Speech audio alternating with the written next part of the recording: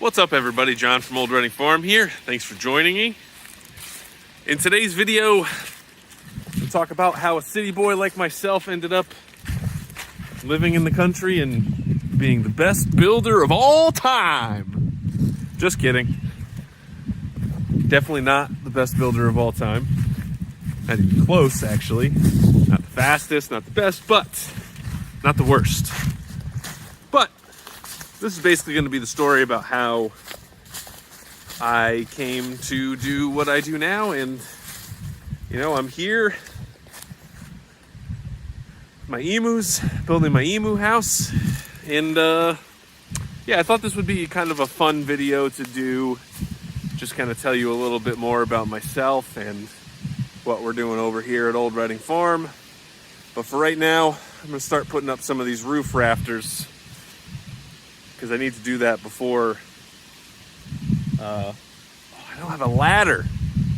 Dang it. I gotta do that before I start putting the siding up. So, here we go. So without a doubt, the biggest factor in me becoming the rugged outdoorsman I am today is my wife. So I met my wife in 2016, and we got married in 2017. And she has encouraged me to do this building thing every step of the way. And now, funny story that we always tell. So when I first met my wife and we were dating, she was building a chicken run for her chickens. She had bought like, you know, a nice Amish coop for them. She had, I think, like 12, something like that. And so she was building this run and she asked me, on a scale of 1 to 10, how handy are you? I told her I was a 7. Even though at that point I was probably closer to a 2. But now I'm a 10. And so if I had, you know, told her the truth about that, who knows what might have happened. I needed to lie to her so that, you know, I knew what I was doing. Anyway, so, you know, spending time with her really helped give me the bug for like wanting to build things. And then her need to have all of these sort of animals everywhere really kind of gave us a reason to have those things. So, you know, it was sort of a give and take of like, oh, I want to get more chickens. And it's like, oh, we should build another chicken coop. Like, don't buy one, let's build one. And so we built one. Actually, I think the first thing I ever built was that duck coop. And I just had like a regular drill, and we were using like drywall screws to put it together. I had no idea what I was doing. And now here I am today, cutting birds' mouths in rafters of a piece of wood that I cut down on my 30 acres and I milled on my own sawmill. It's pretty cool.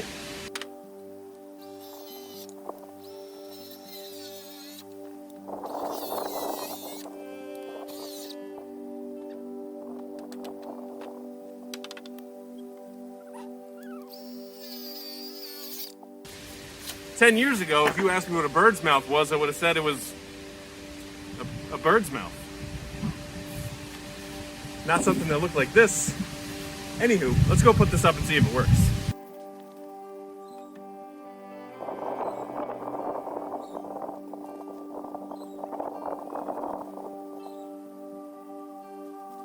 Well, you guys can't see it here, but I messed up the angle a little bit.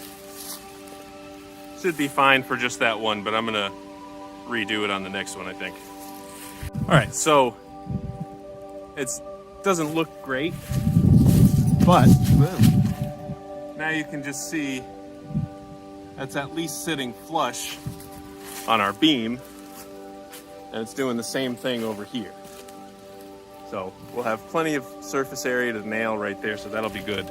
So after we built the duck house, we were looking to get sheep. And I know what you're thinking, like, John, you don't even have sheep. What happened? Well, what happened is a cat was on Craigslist one day and saw that someone had alpacas for sale, and we talked to them and they ended up like they were a little like kind of sketchy, or we didn't really like them. They were being really pushy. But then we found another place that would sell us alpacas, and we went and put a deposit down on them. And then my next thing that I built was an alpaca barn. And that alpaca barn was definitely the biggest thing that I've ever built. It was 10 feet by 20 feet. And it did take a little bit of convincing on my part, you know, handyman level 3 or maybe 4 at that point. But, you know, it took a little bit of convincing to let Catherine know that I could build it myself. The whole idea was we saved some money on it. Who knows if that was the case? Lumber was ridiculously cheap back then, so it's hard to say. But anyway, I went through and I built it. And, you know, our town was a pain in the butt regarding zoning and building regulations. So even though it was like a shed and it was under 200 square feet, or, you know, just at 200, they required us to get a building permit. But that was actually one of the best things that could have happened, because that meant that I needed to work with the building department and I needed to use building codes in order to build it. And that just really, you know, sort of forced my hand to build it, you know, structurally sound, which, it being like the first big thing I've ever built, was very important. And I learned a ton during that build. That was also our first real series of videos on YouTube. And, you know, that's, I cut rafters, I had a ridge beam, the whole 9 yards. It was beautiful. It took a really long time to build. I even hand dug out some of the ground because it wasn't level.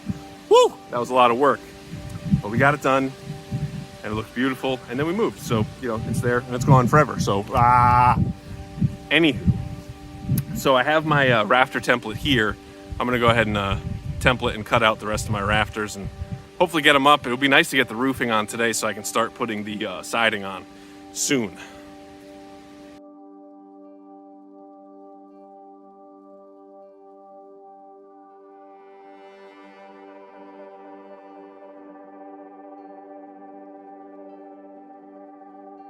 So I don't know if it's coming through,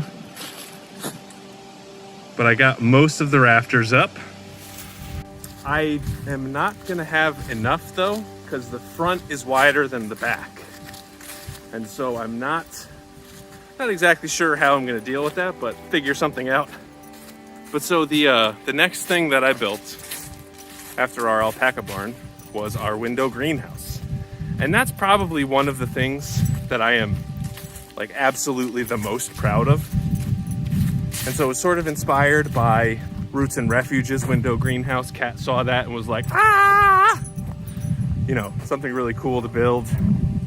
And luckily, Roots and Refuge posted a like hour-long walkthrough of how they built it. So, you know, using recycled materials is always more difficult than using like stock lumber, because there's not like exact dimensions. And so there's a lot more on the fly fixing that you need to do. But, you know, I was able to do it, got it done. I think it looks really good. Unfortunately, again, we moved from that house, so that's gone. But now we get to build a really huge window greenhouse. That one was 12 by 12. I think our new one's gonna be like 16 by 32. And maybe we'll be using some sawmill lumber to build that. Hi, Peanut. Oh! Hi, Pebbles. Oh boy.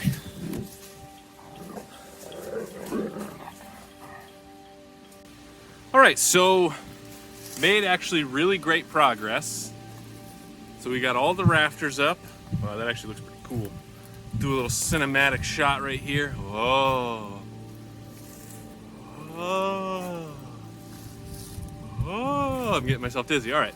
So I got all of the rafters up. I got all the strapping up. So the roof is ready to go on, which is very cool. So I have the roofing sitting over in my truck over yonder. So I think I'm just gonna take it out and put it over here because, so I wanted to get this roofing up first. Oh, so here's one other thing that I learned about building. You really need to think out all your steps, because sometimes you just want to be gung-ho and like, oh, let's do it. But, you know, obviously this is right next to our alpaca pasture, and I'm not sure if it's coming through, but there's a fence right here. And so since this isn't done yet, the fence is still up. So if I put all the walls up, there would be no way for me to go in and get the roofing unless I cut the fence and set it up.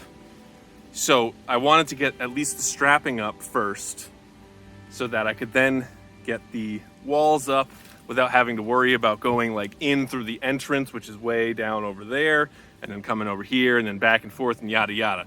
So I do this first, and then that way then I can do, let's see. And so okay, so there is a plan here. Hold on, stay with me. So I have the walls set up for the two short walls right there and right there. So I put the siding up that way. So that way I use the angle of the rafter there as a ledger, so I can just put a mark on my board and batten siding, and then I know the right angle to cut, make it nice and easy. So I'm gonna put up these two sides, then I'm gonna put up the roof, then I'm gonna put up the back, because the back is all just gonna be one straight shot. And then also this is my way to come in and out of here. So I basically take those steps to be as efficient as possible. So anyway, I hope you guys enjoyed me blabbing on and on for 10 minutes plus. And I also hope that you got something out of this video. The thing that I got some suspenders for my tool belt. Made such a big difference. It would always pull my pants down. This tool belt was a gift from my lovely wife, Catherine, as like a signal of, you're a handyman now, you need a tool belt. So thank you, Catherine. And thank you, Joanne, and my parents, Terry and Rob. You guys are all the best. Ann and Rick. Rick is the youngest. I don't know exactly how old he is, but he's over 70, and he has helped build a ton of stuff here. Never think he was a day over 35. Right, Uncle Rick? Anyway, thank you guys again for watching. We really appreciate it. If you have any questions, leave them in the comments down below. If you have any thoughts, if you need help with something, you want to think it through, send us an email, oldreadingfarm.com. That's not an email, that's a website. You can go to our website, oldreadingfarm.com, where we're going to have hats and stuff and yarn and maybe even some ornaments for sale. Gonna be great. But seriously, if you do want to talk to me, oldreadingfarm@gmail.com. You can hit us up on Instagram. That's us that you talk to right there. No social media managers here, except for my wife, which I'm very thankful that she does that. Anyway, that's enough of this. Too much caffeine. Love you guys. See you later.